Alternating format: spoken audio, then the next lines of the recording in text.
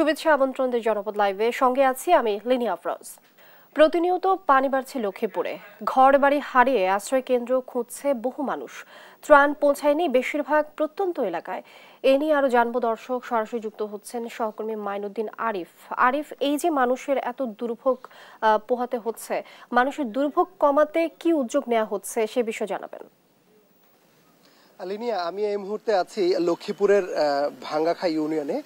ভাঙ্গাখা ইউনিয়নের পাশাপাশি একদিকে যতগুলো ইউনিয়ন রয়েছে, বশিকপুর, দত্তপাড়া সহ সবগুলো ইউনিয়নের যে ওয়ার্ড বলি বা আমি গ্রাম বলি, সব গ্রামের চিত্র প্রায় একই রকম। আমি এখন যে বাড়িটিতে আছি, এই বাড়িটিতে বলা হচ্ছে যে 98-এর যে বন্যা হয়েছে, সে বন্যার সময় কিন্তু এই বাড়িটিতে পানি উঠেনি। অর্থাৎ এই বাড়িতে এবার ভয়াবহ যে বন্যা শুরু হয়েছে, সেই বন্যার পানিতে তলিয়ে গেছে এই সব ইউনিয়ন বা জেলার বেশিরভাগ এলাকায়।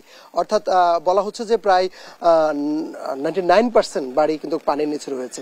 আমি যদি একটু দেখাই, এখানে যে ঘরগুলো রয়েছে, সেই ঘরগুলোর বাসিন্দারা যারা রয়েছে তারা কিন্তু এক সপ্তাহ আগেই আশ্রয় কেন্দ্রে গিয়ে আশ্রয় নিয়েছে। এখানে যে টিউবওয়েল রয়েছে সেটিও কিন্তু পানির নিচে, টিউবওয়েলে শুধু মাথাটুকু একটু দেখা যাচ্ছে। ঘরগুলো আছে কোনোভাবেই জাস্ট যাদের বাড়িঘর জামা কাপড় ছিল তারা আসলে তেমন কোনো কিছু নিয়ে বের হতে পারেনি। ঘরের যে উপরের জায়গাটুকু আছে, অর্থাৎ টিনের উপরের অংশে তারা কিন্তু জামা কাপড় কোনোভাবে রেখে এখান থেকে বের হয়েছেন। অর্থাৎ নিজেদের যে শেষ সম্বলটুকু কোনোভাবে একটু গুছিয়েছেন এবং সেই গোছানোরও তারা তেমন একটি সময় পাননি। এবং এই পুরো এলাকা, আমরা যেটি সকাল থেকে ঘুরেছি, পুরো এলাকাটিতে আমরা যে চিত্রটি দেখেছি, সেই চিত্রটি আসলে খুব ভয়াবহ চিত্র। অর্থাৎ প্রত্যেকটি ঘরের ভেতরে পানি রয়েছে। এখানে শুধুমাত্র নিজেদের শেষটুকু কোনোভাবে একটু গুছিয়ে তারা এখান থেকে পার হয়েছেন। এখানে এই এলাকাতে 2টি আশ্রয় কেন্দ্র রয়েছে এবং একটি মসজিদ রয়েছে। সে আশ্রয় কেন্দ্র, মাদ্রাসা, একটি স্কুল এবং মসজিদ সেখানে অবস্থান নিচ্ছে। আমি যদি দেখাই যে পশু পাখি যারা রয়েছে, অর্থাৎ হাঁস মুরগি, সে হাঁসগুলো কিন্তু অবস্থান নিয়েছে ওই যে কচুরি যে রয়েছে, সে কচুরির উপরে তারা কোনোভাবেই তারাও একটু থাকছে। এখানে যে পশু পাখি অর্থাৎ গরু ছাগল যেগুলো ছিল, সেগুলোকে মেইন সড়কে নিয়ে তারা বেঁধে রেখেছে। অর্থাৎ পুরো এলাকার চিত্র এত ভয়াবহ আকার ধারণ করেছে যে সেটি আসলে একবারেই ভাষায় প্রকাশ করার মতন। এখানকার মানুষদের যে অসহায়ত্ব, এখানকার মানুষদের যে আত্মচিৎকার, সেটি আসলে একবারে ফুটে উঠেছে। এখানে খাবার প্রচুর পরিমাণ সংকট দেখা দিয়েছে। অর্থাৎ খাবার যেটি দরকার, যে বেঁচে থাকার জন্য এই বন্যা অবস্থায়, পানি অবস্থায় শুকনো খাবার, ঔষধ কিংবা জরুরি যে বিষয়গুলো রয়েছে, সেগুলোর আসলে তারা তেমন কোনো কিছুই পাচ্ছেন না। খুবই ভয়াবহ আকার ধারণ করেছে এবারের বন্যা পরিস্থিতি। আপনি জানেন যে ফেনীতে যে বন্যা কবলিত হয়েছে, সেখানে পানি কমতে শুরু করেছে এবং সে পানি কমার পর থেকে আমরা দেখেছি যে এই অঞ্চলগুলোতে পানি বাড়তে শুরু করেছে এবং বিশেষ করে নোয়াখালী, লক্ষ্মীপুর সহ অন্যান্য যে জায়গাগুলো আছে সেগুলো কিন্তু পানি বাড়তে শুরু করেছে এবং সেই পানি বাড়ার ফলে মানুষ চরম ভোগান্তিতে পড়েছে। আপনি জানেন যে টানা বৃষ্টি হচ্ছে, গতকাল রাত থেকে, গত 2 দিন থেকে টানা বৃষ্টি হচ্ছে। মাঝে মাঝে একটু থামছে, তবে বেশিরভাগ সময় বৃষ্টি থাকার ফলে পানি কমার যে বিষয়টি রয়েছে সেটি কোনোভাবে হচ্ছে না, বরং পানি বেড়েই চলছে। এবং এই পানি বাড়ার কারণে যে বিষয়টি হচ্ছে সেটা হচ্ছে মানুষের যে ভোগান্তি, সেটা কিন্তু বেড়েই চলছে। আর আরেকটি বিষয়, যে আশ্রয় কেন্দ্রগুলো রয়েছে, সেই আশ্রয় কেন্দ্রগুলোতে এই মুহূর্তে মানুষের আর জায়গা দেওয়ার কোনো ঠাঁই নেই। মানুষ এখন যে মেন সড়ক রয়েছে, সেই মেন সড়ক অবস্থান নিয়েছে। ঢাকা সহ দেশের বিভিন্ন জেলা থেকে যে খাদ্য সামগ্রী আসছে এই বানভাসির জন্য, সেই খাবার কিন্তু এখনো লক্ষ্মীপুরে তেমন পৌঁছায়নি। অর্থাৎ যে খাবারগুলো আসছে সেগুলো চলে যাচ্ছে রামগঞ্জ, গ্রামগতি, সেদিকেও বন্যার ভয়াবহতা রয়েছে। তবে এসব যে এলাকাগুলো রয়েছে, নিম্ন অঞ্চল, লক্ষ্মীপুর সদর, চন্দ্রগঞ্জ থানা সহ এদিকে যে থানাগুলো রয়েছে, সে থানাগুলোর ভেতরে এখন পর্যন্ত ত্রাণ সামগ্রী পৌঁছায় নাই। আর সে ত্রাণ সামগ্রী না যাওয়ার কারণে মানুষের মধ্যে যে এক ধরনের ক্ষুধার যে যন্ত্রণা, সেটি দেখা দিয়েছে এবং তারা খাবারের জন্য হাহাকার করছে। কোনোভাবে তারা খাবার পাচ্ছে না। এছাড়াও রয়েছে যে ঔষধ, অর্থাৎ এই পানিবাহিত যে রোগগুলো শুরু হয়েছে, অর্থাৎ পানি তো 7 থেকে 8 দিন থেকে একই অবস্থা রয়েছে, সেক্ষেত্রে যে রোগগুলো শুরু হয়েছে সে ঔষধ তারা ঠিকভাবে সময় মতো পাচ্ছে না এবং কি খাবারের পানির প্রচুর পরিমাণ সংকট দেখা দিয়েছে, বিশুদ্ধ পানির। অর্থাৎ তারা বলছেন যদি খাবারের পানি বিশুদ্ধকরণ যে ট্যাবলেট রয়েছে সেটিও যদি তারা এই মুহূর্তে পান, অন্ততপক্ষে বাচ্চা, তাদের শিশু বাচ্চা এবং বৃদ্ধাদেরকে নিয়ে তারা কোনোভাবে তাদের জীবন পার করতে পারবেন। সব মিলিয়ে এখানকার যে পরিস্থিতি, সে পরিস্থিতি ক্রমান্বয়ে অবনতি হচ্ছে এবং এই অবনতির ফলে আমরা দেখতে পাচ্ছি যে এখানকার মানুষের যে দুঃখ দুর্দশা শুরু হয়েছে সেটি এখন তারা আসলে বলে প্রকাশ করতে পারছে না। আমি সকাল থেকে যতগুলো এলাকাতে গিয়েছি সবগুলো এলাকার চিত্রই আমরা এমনই দেখেছি। আমরা একটু একজনের সঙ্গে একটু কথা বলবো। এখানকার বন্যার যে পরিস্থিতি রয়েছে সেখানে নৌকা অর্থাৎ টায়ার দিয়ে কোনোভাবেই একটু পারাপার হচ্ছেন কিংবা যারা পারাপার হওয়ার চেষ্টা করছেন তাদেরকে বিভিন্ন আশ্রয়কেন্দ্রে নিয়ে যাচ্ছেন। যেহেতু আশ্রয়কেন্দ্রে জায়গা হচ্ছে না, মেইন সড়কে নিয়ে অবস্থান করাচ্ছেন। লক্ষ্মীপুর শহরে অনেক নিয়ে যাওয়া হচ্ছেন। ভাই, বন্যার পানি কতদিন যাবত এভাবে আছে? পানি কি কমছে বা খাবার কি আপনারা পাচ্ছেন কিনা? আজকে 10 দিন থেকে অবস্থা পানি বাড়তেছে দিন দিনে। খাবার ধরেন ওই কিছু টান আসতেছে কিন্তু নৌকা নাই, নৌকার কারণে টান সংগ্রহ হইতেছে না এলাকায়। না, টান ঢুকে না এলাকায়, মানে হালকা কিছু টান আসলেও তবে নৌকার কারণে ওটা এলাকায় ঢুকতে পারতেছে না, নৌকা নাই। মানুষ কিভাবে চলছে? ধরেন সবাই আশ্রয়কেন্দ্রে, কেউ রাস্তার পাশে, কেউ আশ্রয়কেন্দ্রে। ধরেন আমার এই বাড়িতে 5টা গরু আছে, আমার গরুগুলো এখানে রাস্তার উপরে। না, এরকম আমার লাইফে আর আমি দেখিনি। কথা বলছিলাম, আমরা আরেকজনের সঙ্গে কথা বলবো। এই পানির যে ভয়াবহতা এরকম কখনো দেখেছেন ভাই? এখন আপনারা কিভাবে চলছেন? আমরা কোন রকম মানবতার জীবন যাপন করতেছি, আমাদের কোনো অবস্থানে নাই। আমার এই বাড়িতে আজকে 10 দিন পানি, আমরা অন্য বাড়িতে যাই কোন রকম আশ্রয় নিচ্ছি। আশ্রয়কেন্দ্রে কোনো জায়গা নাই, আশ্রয়কেন্দ্রে জায়গা নাই, আমাদের এখানে কোনো নৌকা নাই, পারাপারের ব্যবস্থা নাই। অনেক লোক আছে, আমার তো এখানে এতটুকু পানি, আমার লাইফে এত পানি হয়নি, কিন্তু আরো নিম্ন অঞ্চলে আরো অতিরিক্ত পানি আছে, যে পানিতে মানুষ যাওয়ার মতো। আমি কালকে আমার ছোট একটা নৌকা আছে যেটা দিয়ে আমি গরু ছাগলের ঘাস কাটি, ওটা দিয়ে কালকে আমি ডুবি এতটুকু পানি দিয়ে যাই, কিছু মানুষ উদ্ধার করেছে। আমার এই হ্যাঁ না, এখানে কোন রকম কোনো অভিযান নাই, কোনো নৌকা নাই, কিচ্ছু নাই। আমি ছোট একটা নৌকা দিয়ে প্রায় 50-60টা ফ্যামিলি আজকে 1 সপ্তাহ পরে উদ্ধার করেছে, কিন্তু আমাদের এখানে কোনো নৌকা নাই, ব্যবস্থা নাই।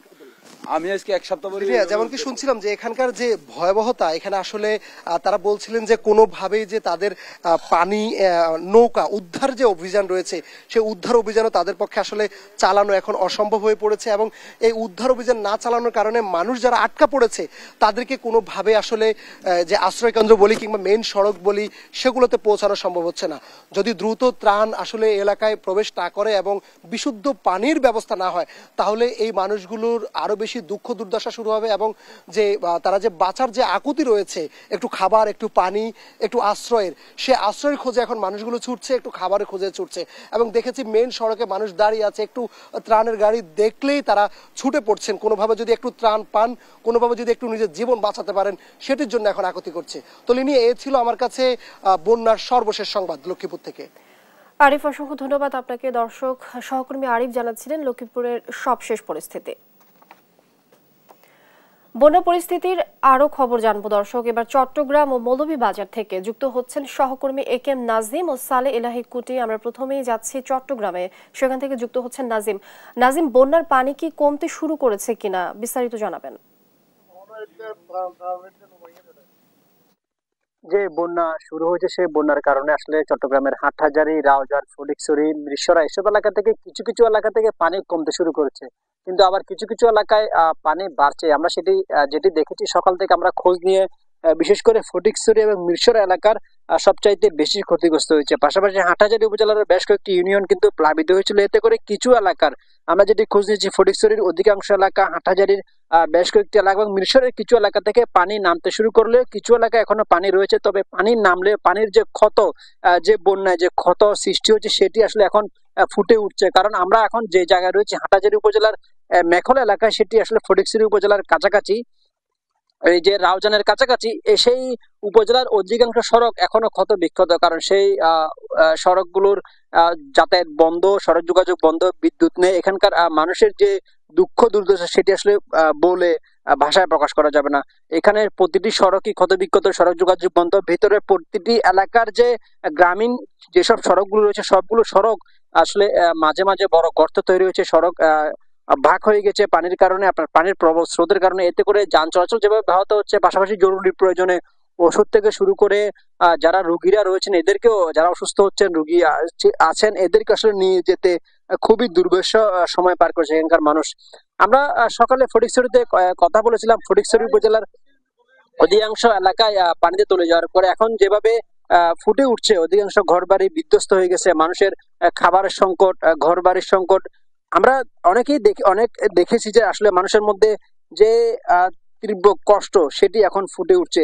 আর এখানকার বিভিন্ন মাধ্যমে বিভিন্ন সামাজিক সংগঠন, ব্যক্তি উদ্যোগে যেসব ত্রাণ বিতরণ করছেন সেসব ত্রাণ বিতরণের মধ্যে আসলে অভিযোগ রয়েছে, কারণ দুর্গম এলাকাগুলোতে বা প্রত্যন্ত যেসব গ্রাম রয়েছে সেসব গ্রামগুলোতে এখনো তেমন কোনো ধরনের ত্রাণ পৌঁছায়নি। কারণ যারা ত্রাণ নিয়ে যাচ্ছেন তারা আসলে অনেক দূর দূরান্ত থেকে আসার পরে বিভিন্ন এলাকাগুলো না চেনার কারণেই মূলত ত্রাণগুলো বিভিন্ন জায়গায় দুর্গম এলাকাগুলোতে পৌঁছে দেওয়ার যে অভিযোগ সেটি তারা করছেন। আরেকটি বিষয় হচ্ছে যে যারা এখানকার দুর্গম এলাকার মানুষরা রয়েছেন বা যারা বন্যা কবলিত মানুষ রয়েছেন তারা যদি বলছেন, যারা ত্রাণ নিয়ে আসছেন তারা যদি একটি সঠিক পদ্ধতি বা নিয়ম মেনে ত্রাণগুলো বিতরণ করেন তাহলে যারা কবলিত মানুষ রয়েছেন, যারা অসহায় মানুষ রয়েছেন এখন তাদের মাঝে সঠিকভাবে বা নিয়ম মেনে কিন্তু ত্রাণগুলো পৌঁছাবে। তবে এখন সবচেয়ে বেশি যে দরকার বন্যা কবলিত এলাকাগুলোতে যে ঘর বাড়িগুলো বিধ্বস্ত, সড়কগুলো বিধ্বস্ত, এগুলো খুব দ্রুত মেরামত করা দরকার, নয়তো জরুরি প্রয়োজনে বিশেষ করে ওষুধ এবং অসুস্থ মানুষ রোগীদেরকে নিয়ে যেতে খুবই কষ্টসাধ্য হচ্ছে। এখন আমরা চলে যাব মৌলভীবাজারে, সেখানে রয়েছেন আমাদের সহকর্মী কুটি, উনি জানাবেন বিস্তারিত।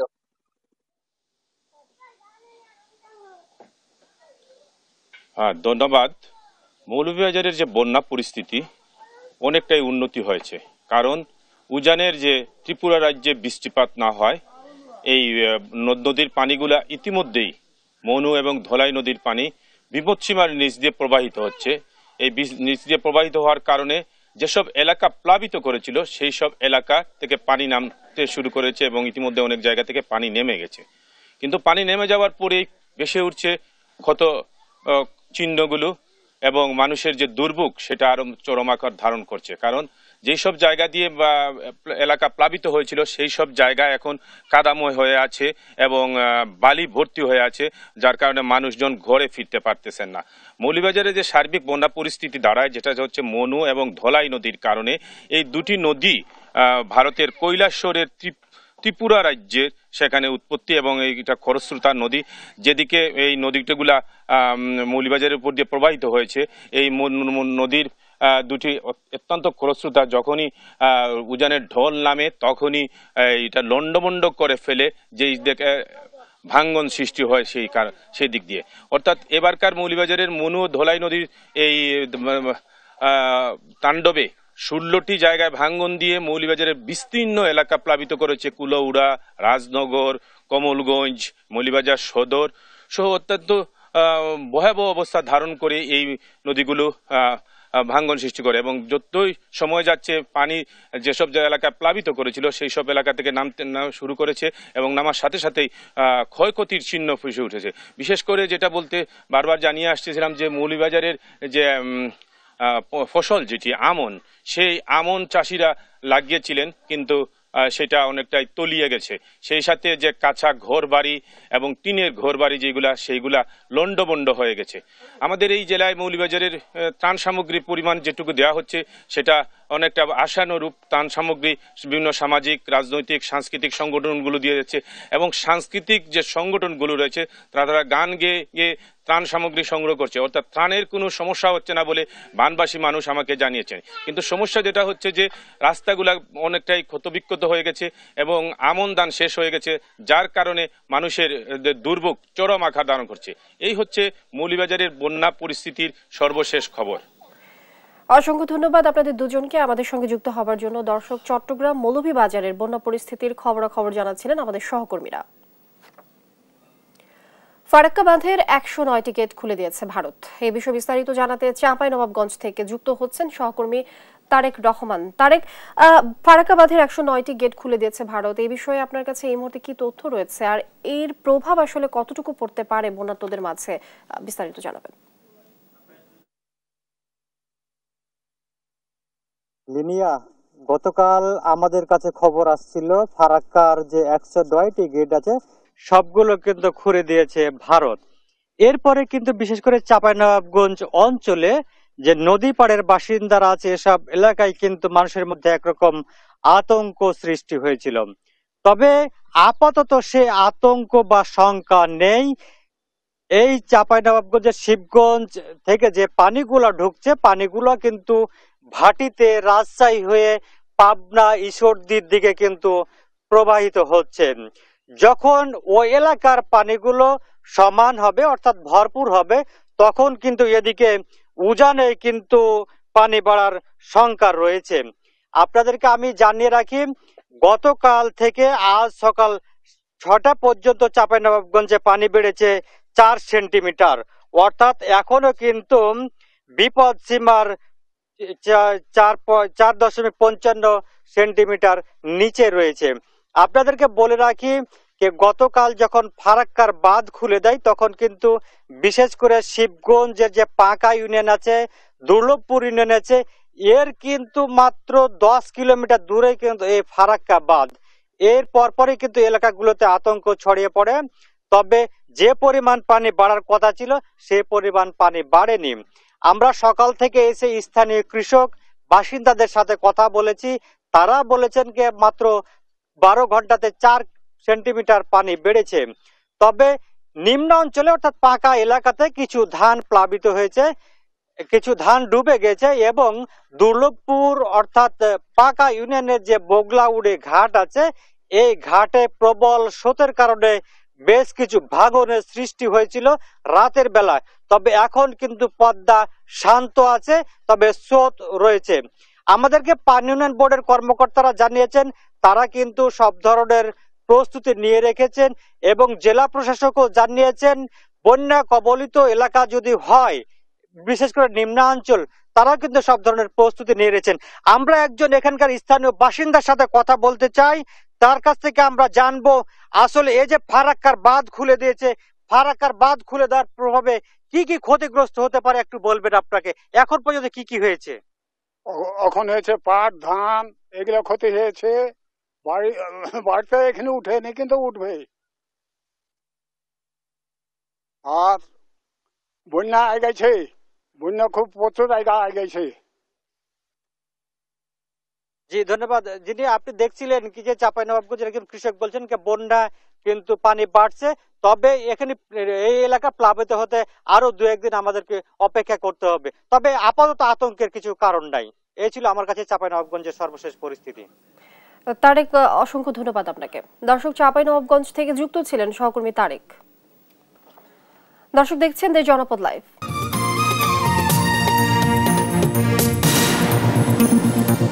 অপরিবর্তিত রয়েছে নোয়াখালী ও কুমিল্লার বন্যা পরিস্থিতি। আরো জানাতে সরাসরি যুক্ত হচ্ছেন সহকর্মী মাওলা সুজন ও সুমন কবির।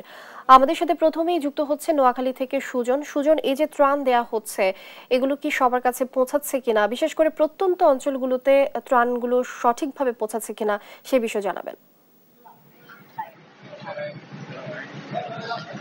লিনিয়া বন্যা পরিস্থিতির কথা বলছিলেন, তো যদি নোয়াখালীর বন্যা পরিস্থিতির কথা বলতে হয় তাহলে যে বন্যা পরিস্থিতি গত 4-5 দিন আরো অবনতির দিকে গিয়েছে। তো কারণ হিসেবে ধারণা করা হচ্ছে যে অতিবৃষ্টি এবং যে অতিবৃষ্টির কারণে এই বন্যা পরিস্থিতির আরো অবনতি হয়েছে।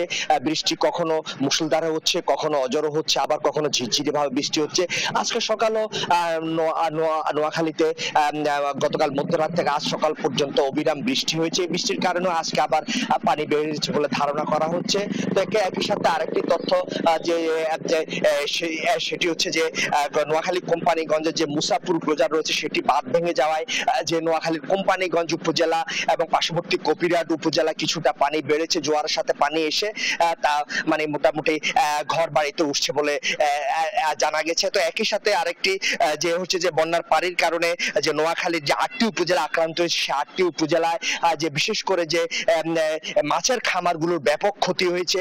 একই সাথে যে কৃষি মাঠ রয়েছে, কৃষি মাঠেরও ব্যাপক ক্ষতি হয়েছে।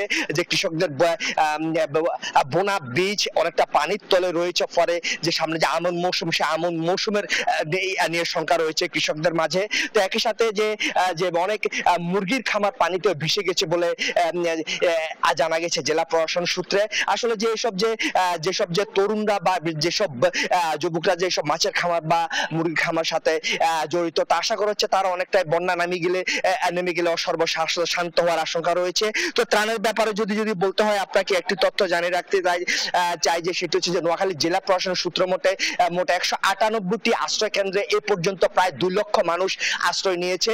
তো সেখানে একটি তারা মানবতার জীবন যাপন করছে, নারী পুরুষ বয়স্ক মিলে সব একটা গাদাগাদি করে রয়েছে। তো একটি অস্বাস্থ্যকর পরিবেশে তারা রয়েছে। আর সরকারি পক্ষ থেকে যে ত্রাণ পাওয়া যাচ্ছে সেই ত্রাণ মানুষের মাঝে বিলিয়ে দেওয়া হচ্ছে বলে তারা জানিয়েছেন। তবে যে নোয়াখালীর যে প্রত্যন্ত রয়েছে, গ্রামাঞ্চল রয়েছে, সেখানে ত্রাণ পৌঁছাচ্ছে না বলে একটি অভিযোগ রয়েছে। আসলে কারণ হিসাবে স্বেচ্ছাসেবীরা বলছে যে কিছু কিছু এলাকা রয়েছে, এইসব এলাকা অতিরিক্ত পানির কারণে যে ওখানে যাওয়া সম্ভব হচ্ছে না, পর্যাপ্ত নৌকা নেই, তাই সেখানে ত্রাণ পৌঁছানো যাচ্ছে না। তো এক্ষেত্রে তারা যে আরো নৌকা প্রত্যাশা করছেন, স্বেচ্ছাসেবীদের কাছে বিভিন্ন সংস্থার সাহায্য প্রার্থনা করছেন। তো আমি এখন চলে যাব কুমিল্লাতে, সেখানে রয়েছেন আমাদের সহকর্মী সুমন। সুমন, আপনি আমাদেরকে কুমিল্লার সর্বশেষ অবস্থা জানাবেন। জি মালা সুজন, আপনি যেটা বলছিলেন আসলে কুমিল্লার অবস্থা ঠিক আপনার মতোই বলবো। আমরা দুর্গম যে এলাকা, সেই এলাকা আসলে ত্রাণের যে সহযোগিতা করার কথা রয়েছে, আমি দেখতে পাচ্ছেন আসলে মানুষ নৌকা নিয়ে স্পিড বোট নিয়ে আসার চেষ্টা করছে ত্রাণ নেওয়ার জন্য। আপনারা দেখতে পাচ্ছেন যে ত্রাণের গাড়িগুলো কত বিপাকে পড়েছে যাওয়ার জন্য দুর্গম এলাকায়। সেই দিক থেকে যদি বলি কুমিল্লার পরিস্থিতি আসলে দিন দিন আসলে অস্বাভাবিক থেকে আরো অস্বাভাবিক হয়ে পড়েছে। আমরা দেখতে পাচ্ছেন পানি অলরেডি মানে গাড়ি ডুবে যাচ্ছে। সেই দিক থেকে যদি বলি কুমিল্লা যে অসহায় মানুষগুলো রয়েছে তারা আসলে চাচ্ছে প্রাণের খাবারগুলো দুর্গম এলাকায় পৌঁছানোর জন্য, এবং বিশেষ করে নৌকা স্পিডবোটের ব্যবস্থা করেছে রেল লাইনের ওই পারে। এবং এখান থেকে আমরা দেখতে পাচ্ছেন যে কুমিল্লার যে সার্বিক অবস্থা, 10 লক্ষ লোক আসলে পানিবন্দী রয়েছে, এবং সেই সাথে যে আশ্রয়কেন্দ্র রয়েছে প্রায় 60-70 লোক আশ্রয়কেন্দ্রে আশ্রিত হয়েছে। এবং আশ্রয়কেন্দ্রে যারা রয়েছে তারা ভালো আছে, কিন্তু দুর্গম এলাকায় বাড়ি ঘরের মায় আসলে তারা ছাড়তে পারছে না। সেই কারণে আমরা দেখেছি কুমিল্লা প্রত্যন্ত অঞ্চলে, যেখানে বিশেষ করে বুড়িচং, বামনপাড়া, নাঙ্গলকোট, চৌদ্দগ্রাম ওই এলাকাগুলো আসলে বামনপাড়া প্লাবিত হয়েছে এবং নতুন নতুন এলাকা প্লাবিত হচ্ছে। আমি দুই একজনের সাথে কথা বলার চেষ্টা করব। আসলে আপনার এলাকাতে বন্যা দেখে দিচ্ছে, আপনার এই যে বিষয়টা আমরা কি কখনো দেখেছেন? না না না না দেখছি না। দেখেন না, আপনি দেখেছেন? না না না এই বন্যা দেখছি না। আসলে তারা বলছিলেন এবং ত্রাণ নিয়ে যাচ্ছেন অনেকে। আসলে আপনার এই এলাকায় আসলে আপনারা এই ধরনের পরিস্থিতি, আমরা তো বয়স 60-এর কাছাকাছি, আমরা দেখেছি কখনো? না না, কোনোদিন দেখে নেই, কোনোদিন দেখে নেই, আমরা জীবনে দেখে নেই। সব পানি তোলে।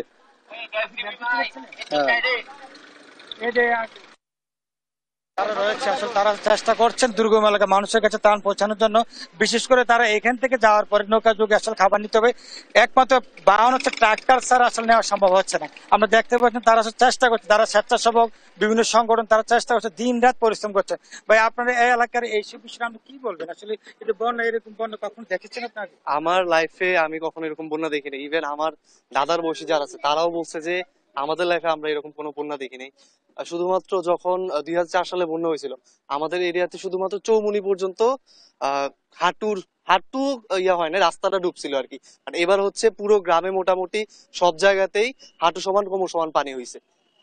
অনেকে আসলে খাবার পাচ্ছে না বন্যার দুর্গম এলাকায়, এই বিষয়টা আপনারা জানেন? আপনার কাছে অবহিত আছে? আবার আমাদের এখানে প্রতিদিনই ত্রাণ আসতেছে, বিভিন্ন স্বেচ্ছাসেবক ভাইরা ত্রাণ নিয়ে আসতেছে। তো খাবার পাচ্ছে না এই বিষয়টা আসলে সত্যি না, আমি যতটুকু জানি আর কি। বিভিন্ন জায়গায় ত্রাণ যাচ্ছে, সবাই খাবার পাচ্ছে। আচ্ছা, যেটা বলছিলেন আসলে কুমিল্লার যে অবস্থা আমরা দেখেছি 7-8 লক্ষ লোক যে পানিবন্দী, সেই দিক থেকে যারা খাবার পাচ্ছে না বিভিন্ন স্বেচ্ছাসেবক টিম আসলে দিন রাত নারায়ণগঞ্জ ঢাকা থেকে অনেকগুলো টিম আসছে। আমরা আসলে তারা যে খাবার নিয়ে যাচ্ছে, যারা থাকার ব্যবস্থা না, যারা স্বেচ্ছাসেবক টিম আছে তারা আসলে রাত যাপন করে রাস্তার মধ্যে, আমাদেরকে বলেছে অনেকে। আসলে তারা আসলে কুমিল্লার যে অবস্থা সেই অবস্থা বলতে পারি আসলে কুমিল্লার এই ধরনের পরিস্থিতি কখনো পড়তে হবে তারা কখনো চিন্তাও করেনি। এই প্রথম আসলে এই ধরনের সমস্যা তারা ভুগছে। গত 60 বছর নাকি এই পরে নাকি এই ধরনের বন্যা আসলে কুমিল্লা প্লাবিত হয়েছে, নতুন নতুন এলাকা প্লাবিত হচ্ছে। সবকিছু মিলে বলা চলে কুমিল্লার সার্বিক অবস্থা ভালো নেই। এই ছিল কুমিল্লাতে সর্বশেষ লিনিয়া। ধন্যবাদ আপনাদের দুজনকে। দর্শক, নোয়াখালী ও কুমিল্লার বন্যা পরিস্থিতি সম্পর্কে জানাচ্ছিলেন আমাদের সহকর্মীরা। দেখছেন দেশ জনপদ লাইভ।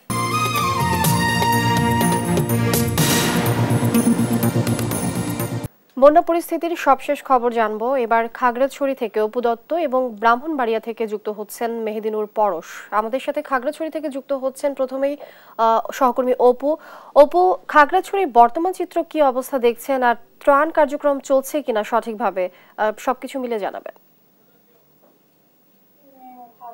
জি, আপনাকে ধন্যবাদ। আপনি যেমনটি জানেন যে খাগড়াছড়ির যে বন্যা পরিস্থিতির সেটা কিন্তু অনেকটা উন্নতি হয়েছে। আমি যদি আপনাকে একটু দেখাই যে এটি হচ্ছে চেঙ্গি নদী। এই চেঙ্গি নদীর এখন যে অববাহিকা আছে তার চেয়ে 20 থেকে 25 ফিট উপরে কিন্তু পানি প্রবাহিত হয়েছে এবং যে নদী পার হয়ে পিছনে যে পাড়াটা দেখছেন এটা প্রত্যেকটি ঘরে কিন্তু 3 থেকে 4 ফিট কিন্তু পানিতে তলিয়ে গেছে। এখানে প্রায় 400 থেকে 500 পরিবার কিন্তু বসবাস করেন। তো সেই জায়গা থেকে এখন পানির প্রবাহ কিন্তু অনেকটাই স্বাভাবিক হয়ে গেছে। একই অবস্থা দিঘিনালার যে মেরিন কবাখালী সহ বিস্তীর্ণ এলাকা আছে সেখান থেকেও কিন্তু আসলে পানি কমে গেছে। তো সেই জায়গা থেকে বন্যা পরিস্থিতির উন্নতি হলেও মানুষের যে ক্ষয়ক্ষতি, প্লাবিত এলাকার যে ক্ষয়ক্ষতি এটি কিন্তু ব্যাপক বলা যেতে পারে। এখানে আধা পাকা ঘর, রাস্তাঘাট, আঞ্চলিক গ্রামীণ সড়ক থেকে শুরু করে কালভার্ট ব্রিজ অনেক কিছু কিন্তু ধসে গেছে কিংবা প্লাবনের সাথে কিন্তু ভেসে গেছে। তো সেই জায়গা থেকে এখন আসলে ক্ষতিগ্রস্তরা দিশেহারা যে কিভাবে তারা নতুন করে আবার ঘুরে দাঁড়াবে। আর যদি ত্রাণের কথা বলি, খাগড়াছড়ি সহ দেশের বিভিন্ন প্রান্ত থেকে কিন্তু ত্রাণ সরবরাহ করা হচ্ছে। এমনকি সেনাবাহিনী, জেলা প্রশাসন, বিদ্যানন্দ ফাউন্ডেশন সহ বিভিন্ন প্রতিষ্ঠান কিন্তু ত্রাণ সরবরাহ করছে এবং গতকাল কিন্তু ব্যাপক ক্ষতিগ্রস্ত এবং 10টি পরিবারকে পুনর্বাসনের উদ্যোগ নিয়েছে বিদ্যানন্দ ফাউন্ডেশন। এছাড়া সেনাবাহিনী কিন্তু ক্ষতিগ্রস্ত যে এলাকাগুলো আছে সেই এলাকায় কিন্তু তারা মেডিকেল ক্যাম্প পরিচালনা করছে। একই সাথে এলাকায় এলাকায় গিয়ে স্থানীয়রা মিলে ত্রাণ কার্যক্রম কিন্তু পরিচালনা করছে। তবে এখন পর্যন্ত সঠিক ক্ষয়ক্ষতির পরিমাণ কিন্তু আমরা জানতে পারিনি। আরেকটি তথ্য জানিয়ে রাখি, সেটি হচ্ছে এই খাগড়াছড়ির বাইরে যে রাঙামাটি, বাগাইছড়ি, লংগদু সহ এই আশপাশের এলাকাটা কিন্তু প্লাবিত হয়েছে। সেখানে কিন্তু এখনো পানি কিন্তু বিভিন্ন বিস্তীর্ণ এলাকা কিন্তু প্লাবিত। তো সবকিছু মিলে বলা যেতে পারে খাগড়াছড়ির বন্যা পরিস্থিতির অনেকটাই উন্নতি হয়েছে। তো এই ছিল খাগড়াছড়ির সর্বশেষ।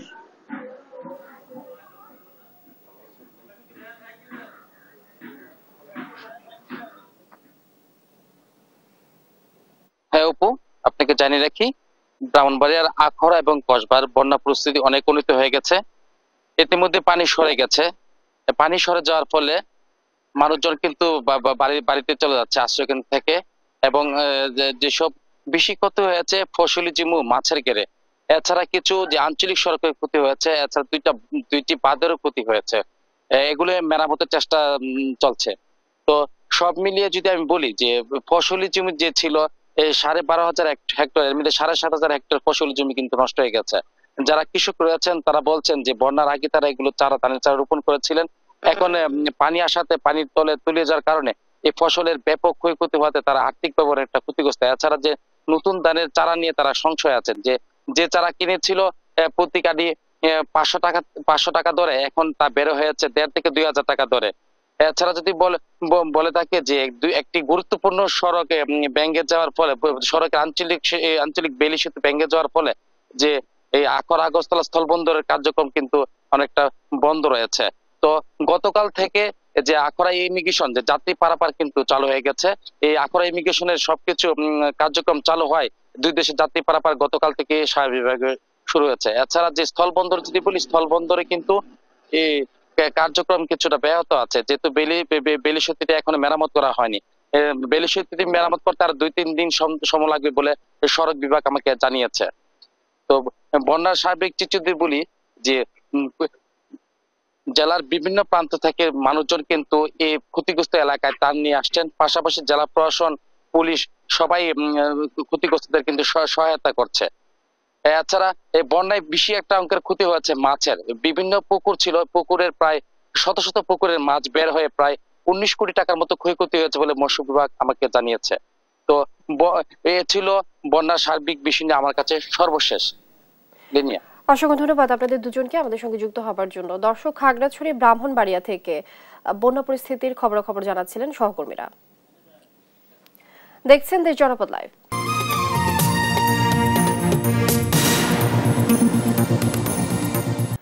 উন্নতি হয়েছে ফেনীর বন্যা পরিস্থিতি, বন্যার পানি নামতে শুরু করেছে।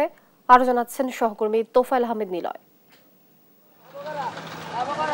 ধন্যবাদ। আসলে ফেনীর যে বর্তমান যে চিত্র, সেটি আসলে প্রতিটি এলাকা থেকে আসলে পানি নামছে, পানি নামার সাথে সাথে ফুটে উঠছে ক্ষয়ক্ষতির চিত্র। আমরা দেখেছি পরশুরাম, ফুলগাজী, ছাগলাইয়া এলাকা থেকে ইতিমধ্যে পানি প্রায় 90% নেমে গেছে, শুধু কিছু সড়কে পানি রয়েছে। এছাড়া মানুষের বাড়িঘরের যে রাস্তাগুলো রয়েছে সেগুলোতে পানি রয়েছে, তবে বাড়িঘর থেকে পানি ইতিমধ্যে নেমে গেছে। তবে মানুষের যে ক্ষয়ক্ষতি সেটি কিন্তু এখন আস্তে আস্তে দৃশ্যমান হচ্ছে। আমি এই মুহূর্তে রয়েছি ফেনী সদরের কাজিরবাগ এলাকায়। আমি পিছনে যে সড়কটি দেখতে পাচ্ছেন এই সড়কটি হচ্ছে ফেনী ফুলগাজী পরশুরাম সড়ক। এই সড়কটি দিয়ে আসলে মানুষ অনেক কষ্টে দুর্ভোগ পোহায়ে আসলে তারা তাদের গন্তব্যে পৌঁছাচ্ছেন। আমরা আসলে দেখতে পাচ্ছি যে মানুষ আসলে ট্রাকে এবং বিভিন্ন যে ভ্যান গাড়ি এবং সিএনজি চালিত অটোরিকশার মাধ্যমে তারা আসলে তাদের গন্তব্যে পৌঁছাচ্ছেন। তবে এই সড়কে এখনো পর্যন্ত হাঁটুর উপরে পরিমাণ পানি রয়েছে। এই পানি আসলে গত 2-3 দিনে এখানে প্রায় 8 ফুট থেকে 9 ফিট পানি ছিল। এখানকার আশপাশের যে চিত্র সেটি কিন্তু এই মুহূর্তে এখনো পানির নিচে নিমজ্জিত রয়েছে। এখানকার পাশে একটি ভবন রয়েছে, এই ভবনে আসলে বন্যায় কবলিত যে সকল পানিবন্দী মানুষ রয়েছিলেন তারা এই ভবনে আশ্রয় নিয়েছেন। এখনও তারা সেই ভবনে আশ্রয় নিয়ে তারা তাদের জীবিকা নির্বাহ করছেন, জীবন নির্বাহ করছেন। তবে আমি আপনাকে একটি বিষয় বলে রাখি, এখানকার বন্যার্তদের মাঝে আসলে পর্যাপ্ত পরিমাণে যে খাবার সেটি কিন্তু পৌঁছানোর জন্য আসলে আমরা দেখেছি সকাল থেকেই ফেনী সদর হাসপাতাল মোড় থেকে প্রায় 300 থেকে 350 আসলে যে সকল ত্রাণবাহী গাড়ি কিন্তু বিভিন্ন অঞ্চল দিয়ে পৌঁছাচ্ছেন। তবে আমরা দেখেছি যে পরিমাণ আসলে খাদ্য আসলে মানুষের কাছে পৌঁছাচ্ছেন সে পরিমাণ আসলে মানুষের যে কষ্ট দুর্ভোগ আসলে অনাহারে থাকার সেটি কিন্তু থাকার কথা না। তবে এরপরেও কিন্তু আমাদের কাছে খবর আসছে যে ফেনী জেলার প্রত্যন্ত অঞ্চলগুলোতে আসলে শুকনো খাবার এবং পানি কিন্তু সংকট রয়েছে। তবে এর কারণ হয়েছে এখানকার যে জেলা প্রশাসন এবং বিভিন্ন স্বেচ্ছাসেবী সংগঠনের সাথে আসলে কোনো ধরনের সমন্বয় না থাকার কারণে কিন্তু এই সংকটটা রয়েছে। তো এই ছিল আমার কাছে বন্যার সর্বশেষ তথ্য। দর্শক, এই ছিল এখনকার দেশ জনপদ লাইভে। পরে বুলেটিন দেখার আমন্ত্রণ রইল। এছাড়া দেশ টিভির সর্বশেষ সব খবর পেতে ভিজিট করুন www.desh.tv। ফেসবুকে আমাদের সঙ্গে যুক্ত থাকুন দেশ টিভি অথবা দেশ টেলিভিশন পেজে। এছাড়াও সর্বশেষ সব ভিডিও পেতে ইউটিউবে আমাদের হ্যান্ডেল @দেশ টেলিভিশন অথবা @দেশ টিভি নিউজ লিখে সার্চ করুন। ধন্যবাদ সবাইকে।